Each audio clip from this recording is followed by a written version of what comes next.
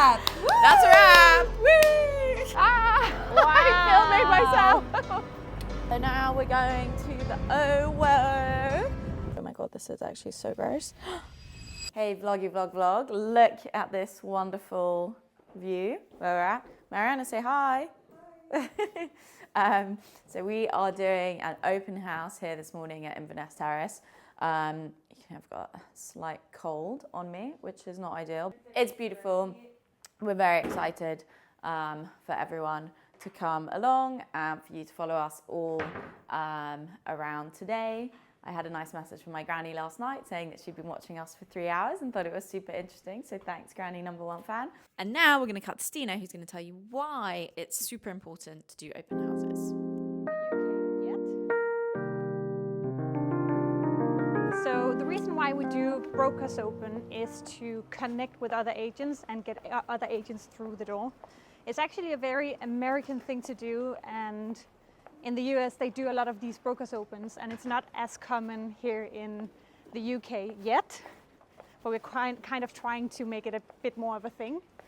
And now the thing is, we want to collaborate with as many agents as possible. And so what we hope to get out of it is to get a few viewings from some of the brokers we're talking to who's coming and seeing it.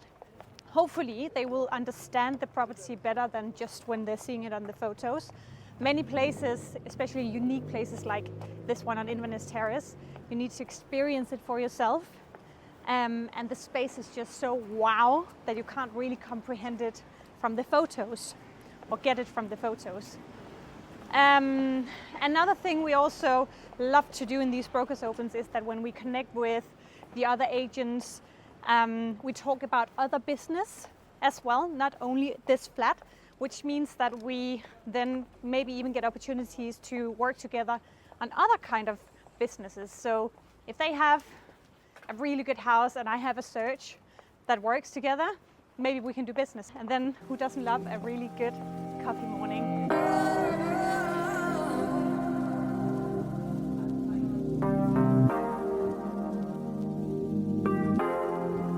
Okay, so we finished our open house. How do you think it went, ladies? It was a good turnout. Very good turnout. It was a really good turnout. A lot of positivity. People were very excited because the apartment shows so well. It's really beautiful.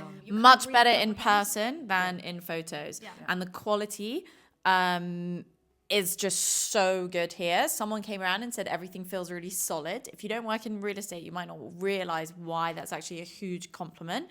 But generally, you walk around, sometimes you can feel the floorboards are moving or it just feels like quite cheap.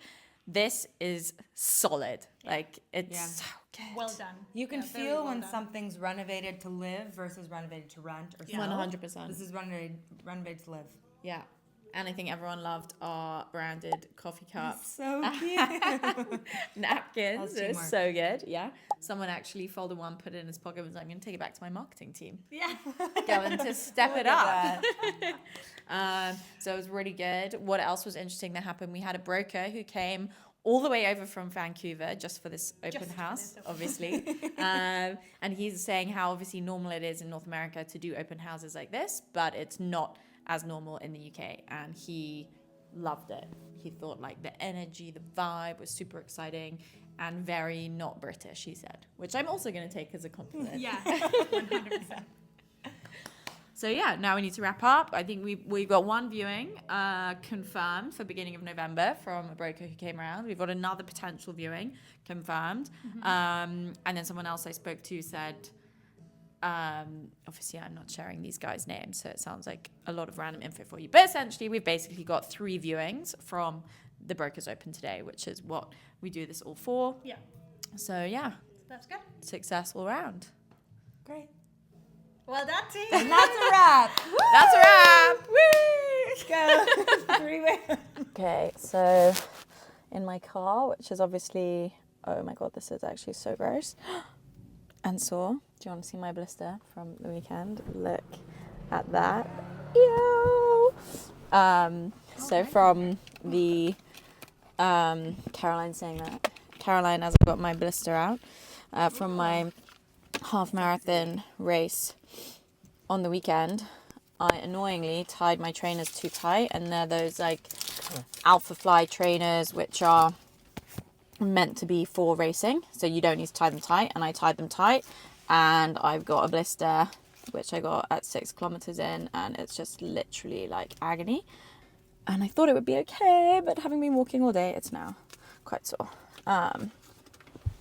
Anyway, we finished our open house, did some work in there, and actually I popped out like 3 times to Queensway, which is just around the corner, super convenient. And so just basically working in that apartment as if I was living there, realised how superb a location this place is. And now we are going to go to the office and then to the OWO, one of your guys' favourite developments, and then going to an event at the Goldman Sachs building this evening. It's a Red Book event where they're presenting loads of data from their index that they've got and doing it at Goldman Sachs building, which will be very interesting. So I haven't been there before. Apparently it's a very cool building.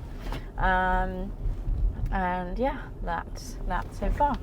These, by the way, another like sweet treat. These cookie dough bites from M&S are seriously good. What are the best snacks from M&S? Because they have good stuff. Honestly, These? best grocery store, best chain grocery store. It is. What would you say is like the US equivalent of M&S food?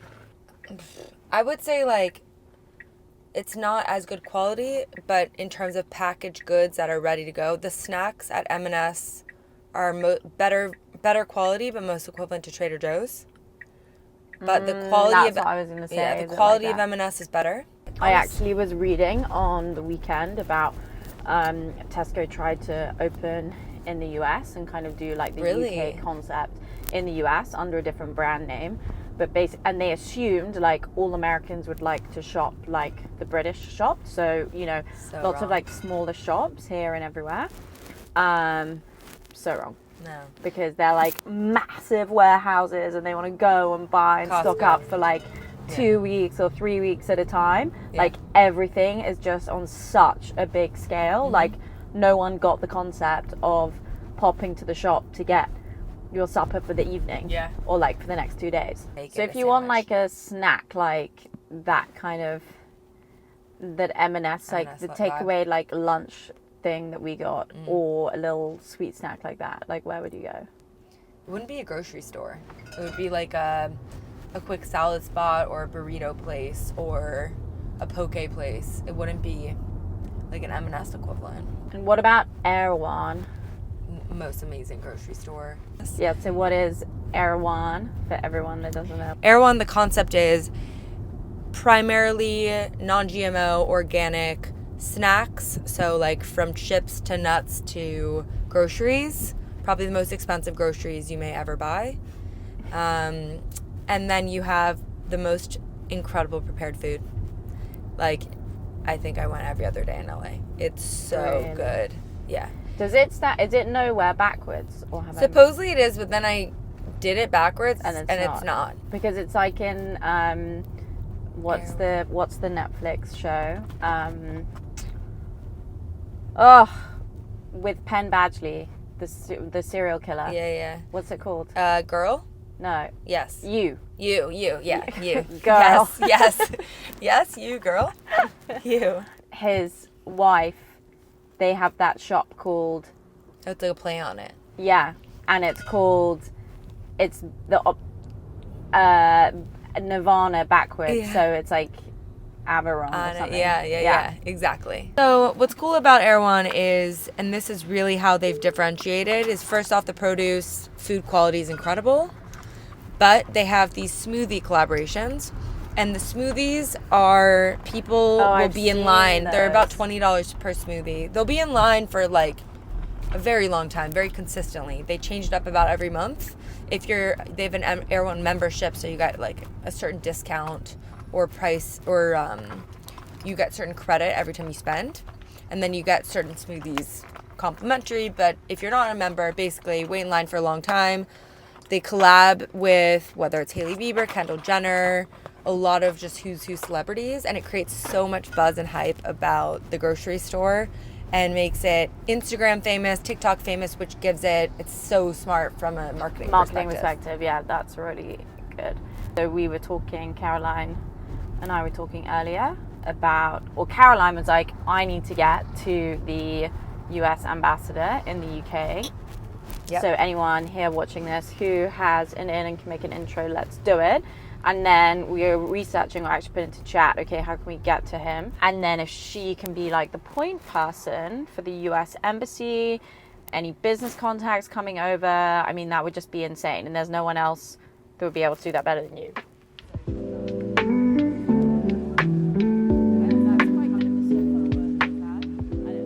Look at that view. Look to the left. To the left, to the left. And like, okay, and cross. Oh yeah, you can't really see it. But like the view of biking across the Thames, honestly, it's stunning. So now we're going to the OWO, which you guys have been to before, and we have an apartment in here for rent, which they've been doing works to. I can't remember if you guys actually came with us last time to it or not. Anyway, they've still been doing works, and so we need to check how it's Kieran looking. did come. I don't know if you filmed it. No, but yeah, you came here before, but Kieran didn't film it before because I was like secret, and now we're going back to check on it again. I'm currently setting up appointments for this Friday for a retained renter, rent to buy. And they want to view from 12 to 6 p.m., which is very reasonable on a Friday. I understand Shabbat for some, but the majority of agents, when I tell them the time duration, I'm like, okay, I will be in touch tomorrow with specific times because I'm going to create the agenda. All of them are saying, oh, I work till 3 on Friday, I work till 4, I work till 5. And it's like... And I can also tell you, like, none of those agents do Shabbat. Yeah. Like, which is the only excuse. So it just shows it's so different mindset. It's when I started at Night Frank, that's the Spies entrance from the outside, by the way, if you haven't seen. When I started at Night Frank as an admin assistant in 2015, on Fridays, it was called like Wine and Crisp o'clock, and at like 4 p.m. / sometimes 3:30, the guy who ran the office would like go across to Sainsbury's and buy wine and crisps and dips for everyone, and then everyone would just sit in the office and drink for 2 hours. I mean, it's like, fun. It's great work-life balance. But like, if they had clients who wanted to view during that time, would they just prioritize wine and crisp?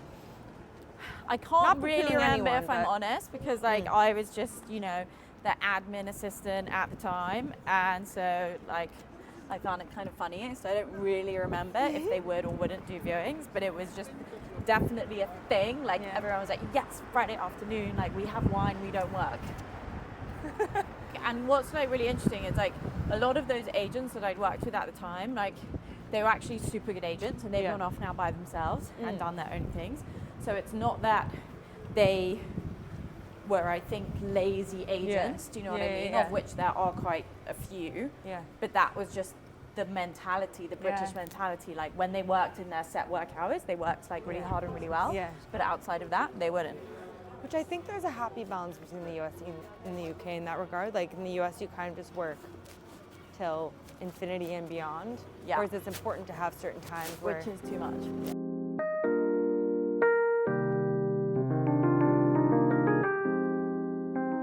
I'm filming myself. This is so fun. Crazy how excited I get about going on a bike. This is the first time I've ever got on a bike with Stine in a year and a half. Is that not mental, Stine? Yeah, that's quite crazy. It's actually quite crazy. Whee! So we're going to an event at the Goldman Sachs building by Redbook. And we were at the OWO, and so cycling was the most efficient way to get around, which obviously I don't normally do, which is why I sound like an excited little kid. This, across here in that building, one Blackfriars, at the top, the glass bit, is a 17,000 square foot penthouse, over 5 floors, and you can kind of just make out like the top 3 floors. It's like an internal winter garden situation. Careful, yeah. And the good thing about being on the south side of the river is that you get the best views because you get to look north, which is where all the historic buildings are. Whereas when you're on the north side, you look south and you only see the